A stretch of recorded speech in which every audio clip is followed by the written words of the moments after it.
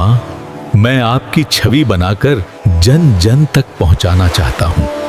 एक राजा के हृदय से निकले इसी एक संकल्प ने भगवान की जीती जागती छवि हमारे और आपके बीच पहुंचा दी। महर्षि वेदव्यास जी ने महाभारत रचकर भगवान का चरित्र बताया।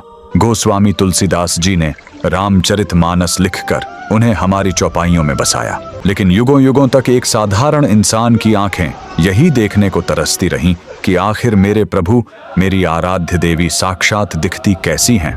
यह अद्भुत कहानी दक्षिण भारत के उस महान तपस्वी राजा रवि वर्मा की है, जिन्होंने सदियों की इस प्यास को बुझा दिया।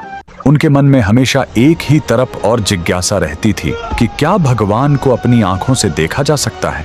अपनी इसी पीड़ा को लेकर राजा रवि वर्मा हर रोज एक शांत नदी के किनारे चले जाते। वे दुनिया से कटकर माता सरस्वती के कठोर ध्यान में बैठ जाते। उन्होंने महाकाव्यों, वेदों और पुराणों के एक एक श्लोक को गहराई से पढ़ा। लेकिन एक मनुष्य की आंखें भगवान को कैसे देख सकती थीं? दिन रात की पुकार और उनकी असीम भक्ति से आखिर एक दिन ब्रह्मांड की ऊर्जा जाग उठी। उनकी तपस्या से प्रसन्न होकर साक्षात माता सरस्वती ने उनके भीतर एक दिव्य चेतना जागृत कर दी। और फिर उस नदी किनारे एक ऐसा चमत्कार हुआ जो इतिहास बन गया।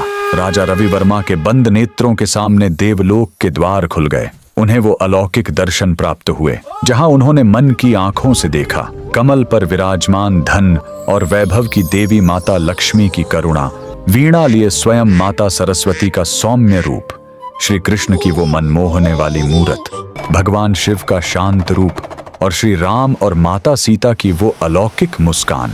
जब वे उस दिव्य दर्शन से बाहर आए तो उनकी आंखों से आंसू बह रहे थे। उसी ईश्वरीय प्रेरणा से उन्होंने अपनी चित्रकारी वाली ब्रश उठाई और खाली चित्रपट पर रंग भरने शुरू किए। उनके हाथों में मानो स्वयं माता सरस्वती बस गई थीं। जब उनकी बनाई देव छवियां पहली बार दुनिया के सामने आईं तो चमत्कार हो गया। वो कोई साधारण चित्र नहीं थे, उनमें प्राण थे।